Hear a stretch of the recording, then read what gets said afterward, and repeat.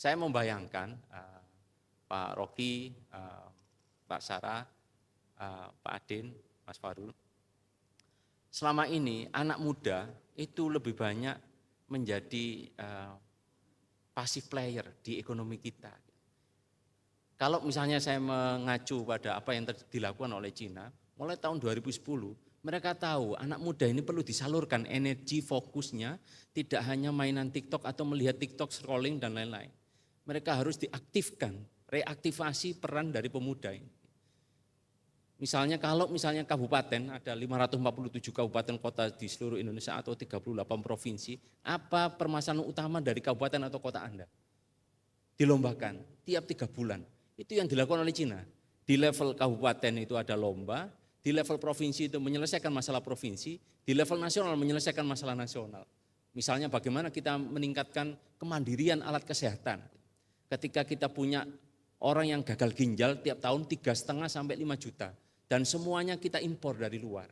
Nah itu level nasional. Kalau di level daerah mungkin bagaimana kita menyelesaikan masalah sampah yang mungkin tiap hari 1.680 ton kalau di kota kami. Bagaimana itu bisa turun menjadi 700 ton, terus kemudian circular economy itu bisa jalan dan seterusnya.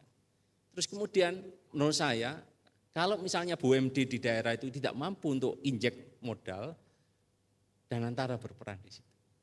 Jadi menurut saya Danantara tidak hanya bermain di level yang gede-gede, tapi injek itu. Kalau misalnya tiap 3 bulan itu ada perusahaan baru yang muncul hasil dari kompetisi tadi, dan saya yakin anak muda ini perlu direaktivasi daripada rame di warung kopi, daripada rame di TikTok dan lain-lain.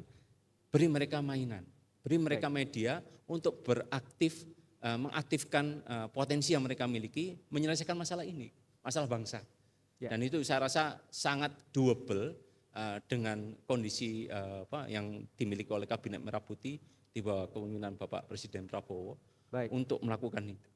Jadi kelihatannya itu tuh. Jadi bagus juga tadi supaya anak-anak muda tadi Pak Dekan ucapkan itu dilatih untuk tiba pada semacam sistem di mana dia bisa memutuskan sendiri tuh menjadi apa. Yang terjadi adalah anak muda yang nakal yang mungkin malam hari dia mesti cari internet gratisan di beberapa platform pelataran itu Alfamart, disuruh oleh Deddy Mulyadi untuk pulang ke rumah. Jam 9 malam akan ada jam malam buat anak-anak muda ini. Padahal dia lagi bantu orang tuanya.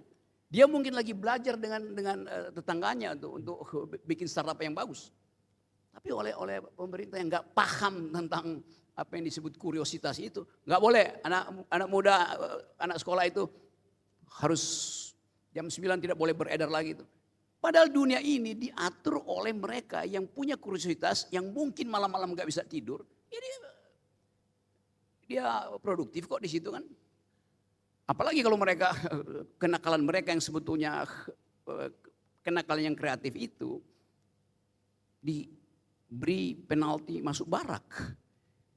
Itu pentingnya kita coba ucapkan public policy dengan satu prinsip bahwa public policy itu dibuat justru untuk memancing kuriositas dan memancing kreativitas. Bukan public policy untuk diberi pada mereka sebagai objek, sebagai konsumen kan. Jadi itu maksud saya, kebebasan kita untuk menghasilkan kembali Indonesia yang berpikir harus dimulai dengan ketajaman untuk melihat problem kita apa tuh. Ada Cina problemnya, oke. Kita contoh Cina, oke. Tapi kita mesti pastikan Cina berhasil karena kapitalismenya itu ada di tingkat paling lokal, di bupati segala macam kapitalisme. Ya itu individu di desa-desa itu bersaing kapitalistis. Tetapi ada disciplinary society melalui partai tunggal komunis kan. Jadi kita mau coba bandingkan sebetulnya, tapi itu tidak fit and proper perbandingannya itu. Ya. Jadi konsekuensi itu mesti kita hitung. Nah itu mungkin penting kita satu waktu kita bikin semacam, saya usulkan supaya teman-teman di Fakultas Ekonomi seluruh Indonesia bikin kaukus untuk menghitung apakah teori-teori ekonomi yang kita adapt demi menghasilkan 8% growth itu dimungkinkan nggak di dalam kondisi global yang turbulen hari ini. Atau mungkin kita akan balik bahwa oke, kita butuh teori ekonomi tetapi dengan memanfaatkan ya seperti sistem di LSI misalnya.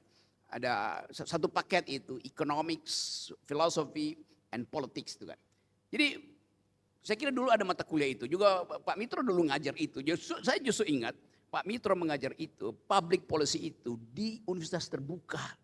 Setiap malam kita tonton, waktu itu saya masih SMA nonton gimana Sumitro itu dengan diksi yang ketat itu menerangkan apa itu pekerjaan, apa itu inflasi, apa itu bagaimana membaca APBN tuh. Jadi orang dididik untuk tahu itu tuh. Nah, kita bring ideas back di dalam sistem semacam itu. Jadi mungkin nanti forum ini akan memfasilitasi semacam upaya membuat a new kind of curricula yang di dalamnya ada aspek metodologi ekonomi, tetapi ada variabel sosial, ada variabel environment, ada variabel gender di situ, supaya dia satu paket. Bahwa Bappenas bikin itu, tetapi itu nggak dipahami oleh bupati-bupati di daerah itu. Saya banyak bertemu dengan mereka dan seolah-olah mereka buta huruf bahwa pendapatan kami segini 3 triliun, ada yang 7 triliun, kami mau bikin ini. Iya, tapi nggak dituntun oleh satu paradigm itu. Itu soalnya. Mumpung Pak Prabowo dengan cara yang sangat ketat menginginkan ada evaluasi besar tentang kehidupan ekonomi kita.